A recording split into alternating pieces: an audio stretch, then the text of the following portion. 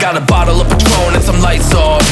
Two red devil looking eyeballs, and I finna turn up when the night falls. If you hear a siren. IWB cukup terkejut Cak ketika mencoba untuk membedah lap time dari Fabio Quartararo di Sachsenring, dan ternyata Cak, tidak heran Fabio menang di sana. Kita akan bedah kenapa Maverick Viñales problem padahal dia sangat bagus banget. Kemudian juga ada apa dengan Pecco, kenapa dia crash, kita akan bedah dalam video khusus setelah ini. Mama see the put cuffs on my cardiac, took my breath away like a heart attack, and I'ma spend every dime and my money back. Everybody wanna know. If you're ready, let me know.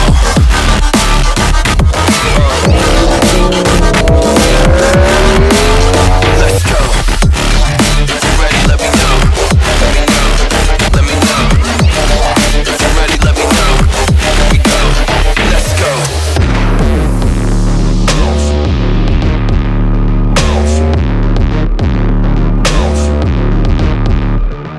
Assalamualaikum warahmatullahi wabarakatuh, Kang Bro. Ketemu dengan IWB. Saat ini IWB ada di sebuah lokasi di Surabaya, Kang Mas.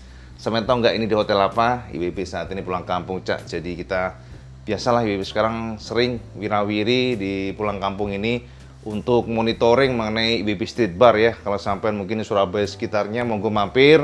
Ini adalah sebuah konsep food truck buat sampean, tapi kita akan review terus sih seperti apa perkembangannya, dan support dari teman semuanya akan sangat berguna buat IWB. Kang Mas, IWB ingin nge-share ya, ingin memberikan semacam analisa. Kemarin sampean semuanya tahu bagaimana race Sachsenring Jerman yang bisa kita lihat bahwa Fabio Quartararo adalah pembalap yang sangat matang. IWB sudah tegaskan ke sampean semuanya, MotoGP adalah MotoGP, tidak ada ruang buat kesalahan. Jadi kalau pembalap tidak konsisten, siap-siap saja Cak, nggak akan bisa menjadi juara dunia. Dan kita bisa lihat dari sini Ducati kelemahannya adalah konsistensi, dan kita berikan acuan jempol buat Fabio. Nah, Fabio kemarin Cak, bisa kita konfirmasi Fabio menggunakan kompon ban berbeda dibandingkan dengan pasukan Ducati ataupun Aprilia. Jadi Fabio ini menggunakan ban tipe depannya hard, sementara belakangnya medium. Ini memberikan keuntungan buat Fabio attacking dari awal, dan memang saat itu kemarin ini maksudnya strategi Fabio adalah attacking secepat mungkin, kemudian dari tikungan dia akan mencoba untuk melepaskan diri seperti sebelumnya, dan ternyata strategi ini berhasil. Sementara Pecco secara pressure ternyata ya IWB sudah katakan sampai semuanya, Pecco kelemahannya adalah dari sisi mentalnya, tidak ada ketenangan. Dan Pecco ini kalau kita perhatikan gampang crash. Tapi sampai jangan langsung nuduh Pecco. Apakah Pecco memang saat ini kita bisa bilang menurun untuk grafiknya? Belum tentu, Cak. Karena begini, Cak. Konfirmasi dari Pecco, walaupun dia menggunakan ban hard, memang betul ya, secara spek, tipe hard atau tipe keras ini pasti panasnya lebih lambat dibandingkan dengan yang tipe medium untuk belakangnya. Jadi jangan kaget kalau kemarin Fabio langsung melesat ke depan, karena secara traksi, ban medium itu lebih cepat panas, lebih cepat mendapatkan traksi. Ini adalah keuntungan ban tipe medium belakang. Namun, itulah kenapa Fabio tahu bahwa ban medium ini kelemahannya adalah pada last lap atau lap-lap terakhir. Itulah kenapa kalau saya perhatikan kemarin, terlihat banget Fabio attacking, kemudian Fabio berusaha keras, langsung melebarkan gap. Dan inilah yang kita temukan bahwa Pecco ternyata tidak tenang ya. Fabio makin jauh, dan itulah kalau kita perhatikan kemarin akhirnya Pecco melakukan kesalahan dari pandangan kita, tapi ternyata tidak, Cak. Pecco mengklaim, Pecco sendiri memastikan bahwa dia secara speed, secara kondisi, secara braking area tetap sama dengan sebelumnya, dan dia hingga detik ini mengklaim bahwa dia juga bingung kenapa dia bisa crash. Sebab semuanya pada kondisi normal. Oleh karena itulah Pecco mengatakan bahwa dia bingung dengan ban Michelin ini, sebab secara habit, secara braking area, secara tadi episode sampai semuanya pada kondisi normal, tapi ternyata kok kenapa bisa crash?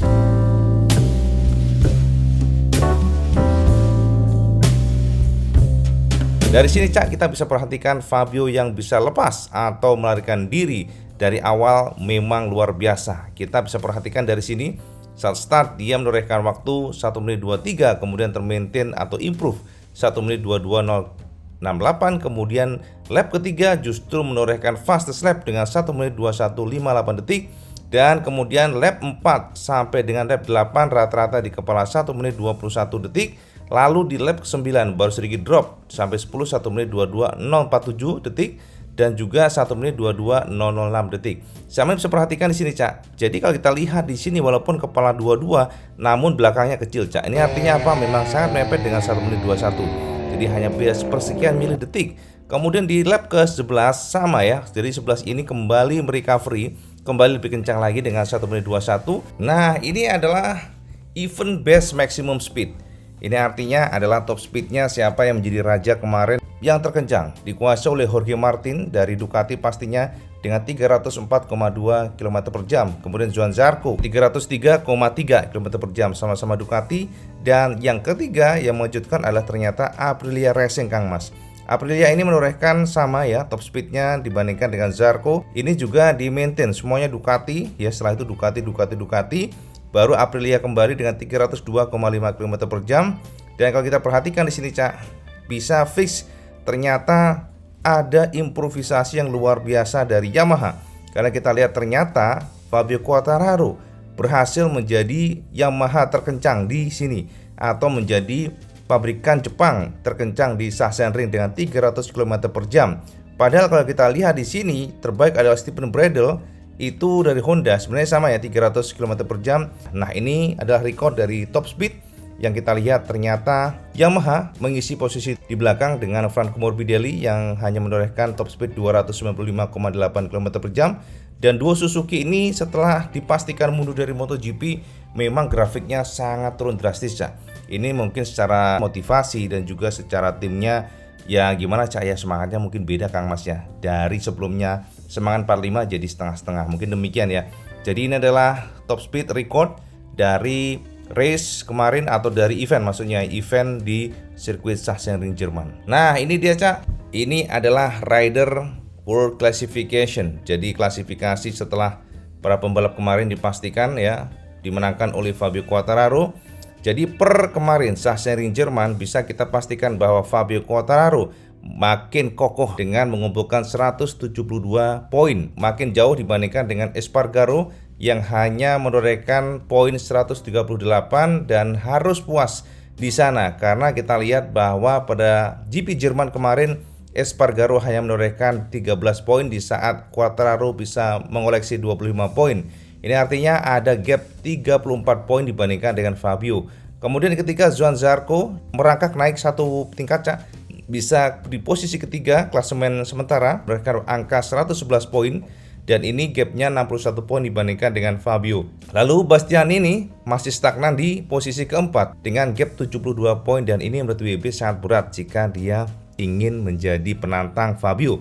Sebab kita lihat gapnya terlalu jauh. Mengingat Fabio sangat konsisten, Cak. Jadi minim kesalahan, ini yang menjadi kekuatan Fabio Quartararo. Di saat pasukan Ducati ini problemnya adalah konsistensi. Lalu Bagnaia mengoleksi 81 poin dan udahlah, Bagnaia sayonara goodbye lah menurut BB karena tidak ada atau tidak mungkin bisa mengejar Fabio dengan konsistensi luar biasa. Di saat Bagnaia hanya mengoleksi 81 poin atau terpaut 91 angka dibandingkan dengan Fabio Quartararo. Saya bisa perhatikan di sini ya, bagaimana banyaknya tidak mengoleksi angka ya. Bagnaia ini banyak problem.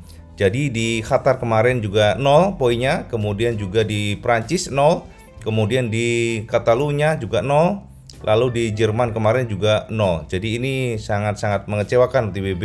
Sangat disayangkan karena dia bisa menjuarai 2 kali. Ya 25 poin ini kan 2 kali. Sementara kalau Fabio sudah mengoleksi 25 poin itu 3 kali. Nah, kemudian ketujuh Jack Miller yang diteruskan oleh Alex Rins yang terus turun di posisi 8. Joan Mir juga demikian. Pasukan Suzuki suffering, pasukan Suzuki grafiknya turun drastis. Jadi lupakanlah MotoGP. Lalu ke-11 Jorge Martin dengan 61 angka atau terpaut 111 angka dibandingkan dengan Fabio. Ini juga udahlah selesai pula. Marc Marquez ke-12 di mana Max masih operasi. Raja Sachsenring akhirnya menyerahkan kepada Fabio Quartararo dengan mengoleksi 60 angka dan juga terpaut 112 angka dari Fabio.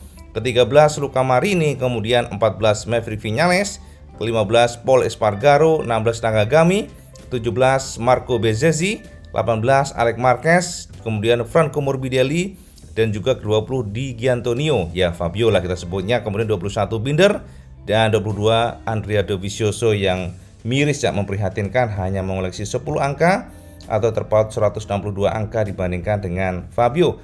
Nah, kemudian konstruktor, bisa kita pastikan bahwa Ducati masih menjadi penguasa dengan 221 poin. Kemudian kedua diisi Yamaha dengan 172 poin, kemudian ketiga Aprilia dengan 139 poin, dan kemudian KTM dengan 110 poin, baru Suzuki 93 poin, dan Honda menjadi pabrikan paling belakang dengan konstruktor angka 81 poin. Lalu untuk tim, kita bisa perhatikan di sini Monster Energy MotoGP akhirnya menjadi penguasa lewat penampilan luar biasa Fabio, kemudian disusul Aprilia Racing, lalu ketiga Pramac Racing Ducati, dan keempat Ducati Lenovo Team gara-gara banyak crash Pecco terus turun. Lalu keenam itu tim Suzuki X-Star, kemudian ketujuh Gresini Racing MotoGP, dan kedelapan Repsol Honda Team. Lalu ke-9 Moni VR46 Racing Team, 10 LCR Honda, dan 11 With You Yamaha RNF, dan 12 adalah Tech3 KTM Factory Racing. Yang menarik, Cak, pasca kemenangan Fabio Quartararo di MotoGP Sachsenring Jerman, kini muncul teori konspirasi Perancis. Teori ini muncul karena kegagalan Pecco Bagnaia serta Alex Espargaro akibat masalah yang sama, yakni keanehan reaksi ban depan keras yang mereka pakai. Ban yang sama dengan yang digunakan Fabio, namun hasilnya berbeda. Yang menjadi pertanyaan, benarkah teori konspirasi tersebut? Alex Espargaro kesal karena setelah mengganti ban hard fresh, motornya mengalami chattering atau getaran hebat. Di sisi lain, Pecco mengaku heran atas crash yang terjadi karena tidak ada sinyal sama sekali sebelumnya. Berikut kata Pecco Bagnaia, "Aku mencoba mengingat kembali apa yang terjadi dan jujur hingga sekarang tidak bisa menjelaskan kenapa aku crash. Yang pasti ketika kita crash berarti kita melakukan kesalahan. Tetapi dalam situasi kemarin aku masih sangat sulit untuk memahami, dan ketika kami melihat datanya, kebingungan kami makin bertambah. Aku marah karena aku tidak bisa menjelaskannya. Aku sangat marah karena ketika kamu jatuh dan tahu itu adalah kesalahanmu, semua akan lebih mudah. Tapi yang menjadi masalah adalah kemarin kenapa aku crash, hingga detik ini aku belum tahu jawabannya. Kondisi yang jelas sulit untuk aku terima. Bayangkan saja, aku melakukan lebih dari 70 putaran selama akhir pekan dan tidak pernah merasakan ban on limit ataupun gejala crash. Tapi kemarin ketika race tanpa ada warning sama sekali, tiba-tiba traksi ban depan lepas. Pada saat kejadian, sudut kemiringanku sama, kecepatanku sama, jadi sangat sulit untuk memahami mengapa aku jatuh." Itu kata Pecco, Cak. Di tempat terpisah, ternyata Alex Espargaro dari Aprilia sebagai penantang terdekat Fabio juga mengeluhkan hal yang sama perihal ban depan di Sachsenring. Berikut kata Alex Espargaro, "Sejak aku mengganti ban depan di grid dan masuk dalam formasi race, aku mulai merasakan banyak getaran di bagian depan. Aku sangat marah karena jelas tidak punya waktu untuk berhenti dan mengganti ban. Herannya, hal yang sama terjadi pada lebih dari 7 pembalap. Banku selalu sempurna sepanjang akhir pekan sebelum balapan, tetapi terasa aneh ketika race. Banyak getaran dan chattering. Untungnya pada lap 6 sampai dengan 7 pertama dengan ban belakang baru aku masih bisa mengatur ritme dengan cukup baik. Tapi selanjutnya aku selesai. Sektor terbaikku selama akhir pekan adalah sektor 3, bagian tercepat dari trek, selebihnya sulit. Lap timeku sangat lambat, bahkan mirip dengan Moto2." Itu kata Alex Espargaro. Tidak heran komentar para pembalap tersebut membuat munculnya kembali teori konspirasi Prancis. Kenapa harus Pecco yang berpotensi menjadi juara di Sachsenring karena lap time-nya luar biasa kemarin tiba-tiba loser tanpa dimengerti pembalap? Kenapa pula Alex Espargaro yang menjadi rival utama Fabio Quartararo motornya tiba-tiba mengalami chattering saat race? Seluruh pertanyaan tersebut memunculkan teori konspirasi Prancis, mengingat supplier tunggal MotoGP saat ini adalah Michelin yang berasal dari Prancis. Dan kebetulan Fabio Quartararo juga dari Prancis. Dan dilalah, Cak, kebetulan pula pemenang kemarin adalah para Prancis rider, yakni podium 1-2 Fabio dan juga Zarco. Jadi apakah teori konspirasi ini mungkin terjadi? Jangan nafsu dulu, Cak. Sebab praktek konspirasi Prancis tidak mungkin bisa dilakukan, mengingat alokasi ban adalah sistem kocok, kasarnya ngono, Cak. Jadi tidak mungkin tim bisa memilih mana ban yang bagus atau tidak. Semuanya dilakukan melalui sistem lotre. Jadi jika memang ban Pecco dan Alex bermasalah, mungkin hanya sebatas apes atau memang mereka kurang beruntung. Yang pasti netizen boleh beropini, tapi kembali lagi race direction yang punya kuasa. Ketika mereka melihat tidak ada yang aneh, tentu saja semua sah dan legal. Fabio Quartararo sendiri menekankan pentingnya manajemen ban di Sachsenring mengingat suhu yang lumayan ekstrim. Itulah kenapa ban belakang Fabio tetap konsisten walau rival sudah mulai kehabisan traksi ketika menggunakan ban belakang hard sekalipun. Jadi menurut sampean gimana? Percayakah sampean dengan konspirasi Prancis? Nah Kang Mas, jadi itu informasi benar buat sama semuanya. Sedikit review tentang balap Sachsenring Jerman. Dan IBB bisa pastikan dari kacamata pribadi, dari opini pribadi ya, mungkin sampean nggak setuju nggak masalah. Tapi kalau melihat dari kondisi saat ini, IBB sendiri sangat yakin ya, sangat yakin bahwa memang Fabio another level rider. Jadi saat ini kalau kita boleh jujur katakan Fabio Quartararo masuk kategori pembalap yang level berbeda dibandingkan dengan pembalap lainnya. Konsistensi, kemudian juga dari akurasi, kemudian juga dari manajemen tire-nya, kemudian juga dari keterangan mentalnya, luar biasa sekali. Sebenarnya kalau boleh jujur Cak, yang bisa melawan level Fabio ini pada saat sekarang ini kolaborasi dengan Yamaha itu hanyalah Marc Marquez pada kondisi sehat dan juga Valentino Rossi jika pada kondisi the best-nya. Mungkin Casey Stoner, Lorenzo masuk di sana. Tapi kalau untuk lainnya, sorry to say, John Mir belum, Pecco Bagnaia belum, dan juga Zarco belum, dan juga Tianini kayaknya belum semuanya, Cak. Jadi konsistensi mereka masih sangat jauh dibandingkan dengan para pendahulunya yang luar biasa ya sudah disebutkan tadi semuanya. Itu aja informasi benar buat semuanya. Semoga memberikan gambaran bagaimana race kemarin dan fix, Cak.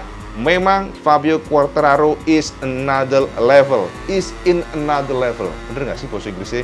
Pokoknya di level berbeda ya. Dan juga sepertinya bukan lawan mereka-mereka yang saat ini ada, mulai dari Pecco dan lain-lainnya sebagainya. Konsistensinya masih sangat jauh dibandingkan Fabio Quartararo. Jangan lupa sampai like, share, dan subscribe. Ojo lali sama sholat 5 waktu. Karena ini paling penting. Assalamualaikum warahmatullahi wabarakatuh. Salam Iskandas.